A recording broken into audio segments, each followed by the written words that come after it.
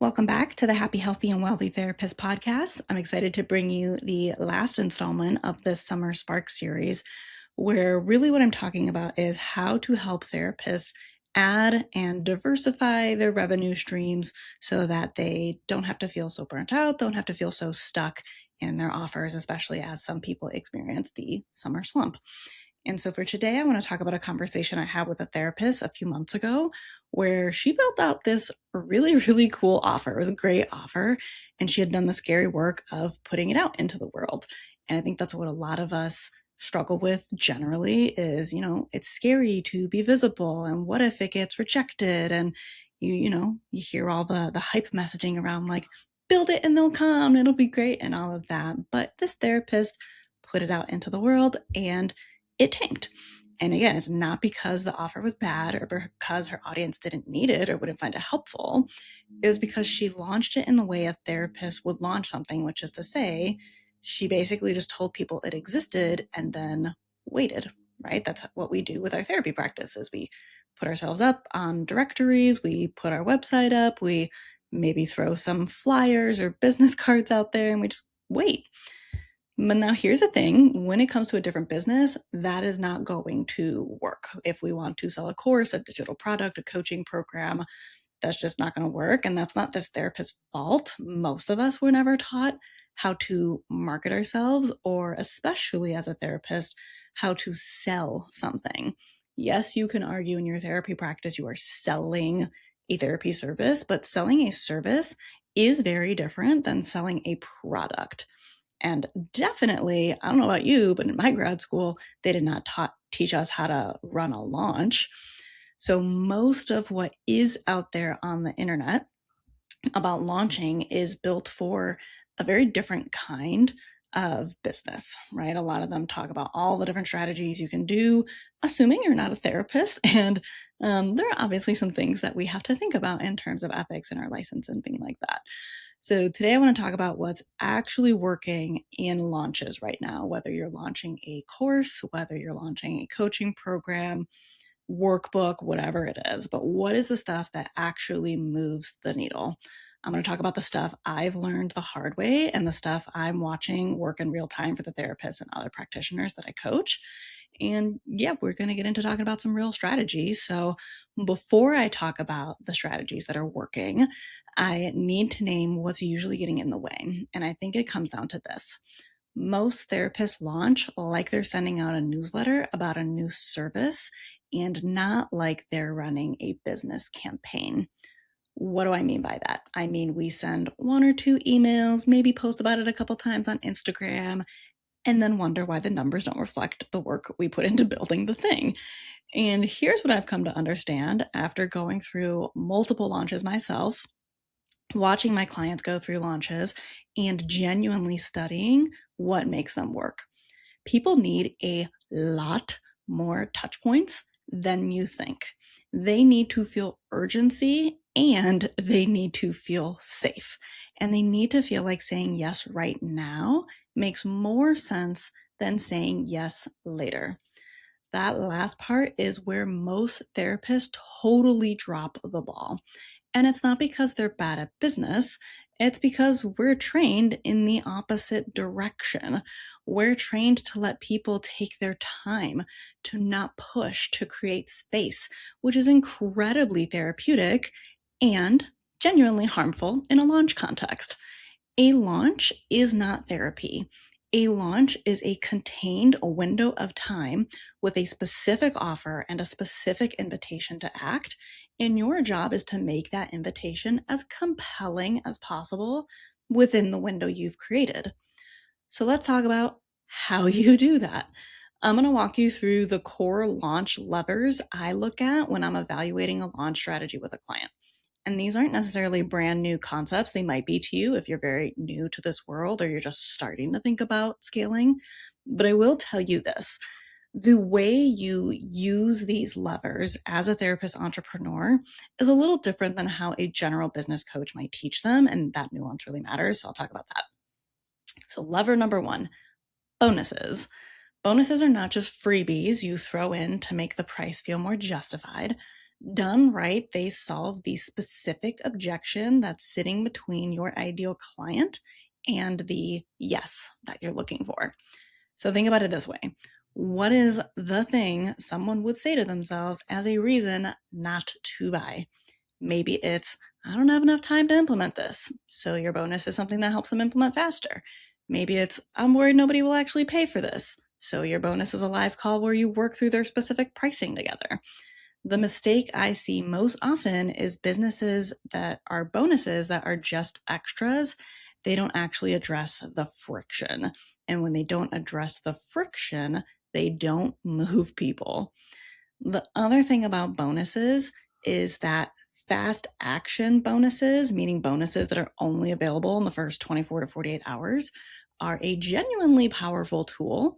They reward the people who are already warm and ready to go, and they create real urgency at the top of the launch window when momentum is everything. I know so much for me, for my ADHD brain, and the brain that is just looking for a dopamine hit. I so want sales to come in on that first day to prove I'm not a failure.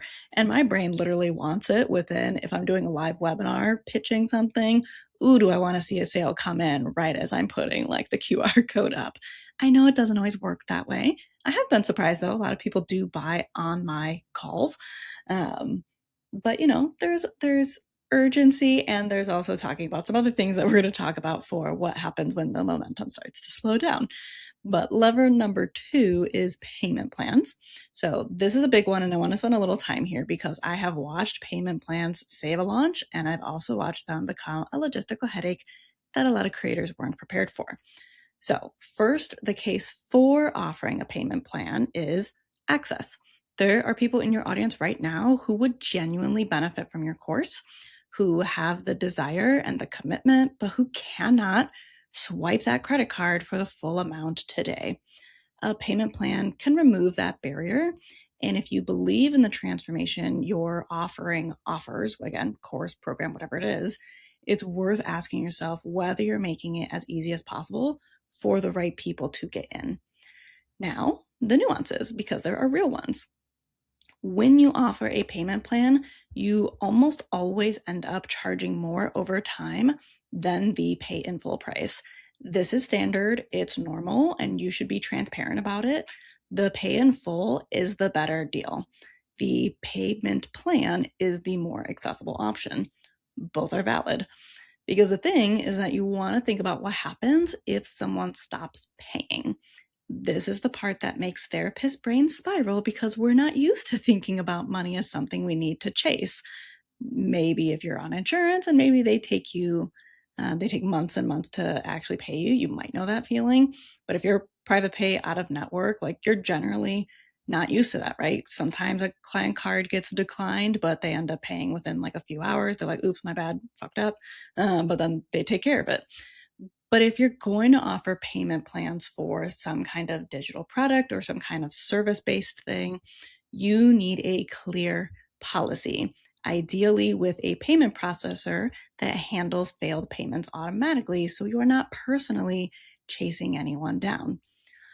Now, one more thing here is that not every offer needs a payment plan. For a lower priced course, like $37, even like $97, a payment plan can actually introduce friction rather than remove it. For a mid to high ticket offer, it's probably worth having one. I personally, when I put my offer on sale during a launch time, I have 3 payment plans for people to choose from. And someone will say, oh, just give them 2. When you have too many options, it creates decision fatigue and then, decision paralysis, and then they don't buy. I've personally not exactly seen that. I usually see people pay in full or they choose the lowest option, the one that prices it out. Wow, what am I saying? The one that prices it has it the lowest price over time. Lever number 3 is a guarantee. So this one gets therapists really uncomfortable, and I get that because our whole professional life is built around the idea that we can't guarantee outcomes, which is true, and we can't guarantee a client will get better. We can't promise that someone will be healed. But here's the distinction I want to make. A business guarantee is not the same as a clinical guarantee. A well-designed guarantee for a course, a digital product, a service-based offering is about reducing the risk of investment, not promising a specific life outcome. And there are a few different structures that you can use. You've got a straight up money back guarantee, usually 30 days, no questions asked, or with specific conditions. This removes the what if I hate it objection. It says, I believe in this enough to let you try it. And then there's what I call a results-based guarantee, which is what I use in my Therapy Intensives Academy program. You can everyone always has access to the videos, but with the VIP community with live calls that we get a certain amount of months free when someone buys during a launch period. But if they don't hit a specific ROI milestone, you tell it's Friday afternoon and clearly I'm tired. That's fine. This is the last thing I'm doing today. Someone can stay in my Therapy Intensives Academy program for free for those live calls as long as it takes for them to hit their specific milestone. So it's not a refund based, it's more of a support based ROI. And that structure for me says, I'm so confident in the path that I'm laying out that I will keep working with you until you see results, because I know that there's a lot that varies depending on if someone's virtual or in person or what their rates are or what they're doing to marketing themselves. So I feel really, really comfortable offering that. And that kind of guarantee is incredibly powerful for higher ticket containers, but it requires you to be very clear on what the conditions are and what quote unquote results actually mean. The key with any guarantee is specificity. Vague guarantees don't actually reassure people, but specific guarantees do. Lever number 4 is urgency and scarcity. And I want to be really clear here. This is real urgency, not manufactured panic. A cart with a specific date is real urgency. A bonus going away is real urgency. A limited number of spots in a live cohort is real scarcity. Telling people this price is going away forever and then offering the same price 3 months later is not real urgency, and your audience is going to clock that. And when they do, you will lose their trust. And in this space, when there are so many coaches and content creators, trust is everything. So what you want to do is design your launch so that the urgency is real, doors actually close, bonuses actually go away, live access actually ends. When those things are true, you can communicate them clearly and assertively, and it works because it's true. So here's what I've learned from running launches and coaching people through them. The mechanics are actually the easier part. What's harder often is the decision making that has to happen before you get into the mechanics.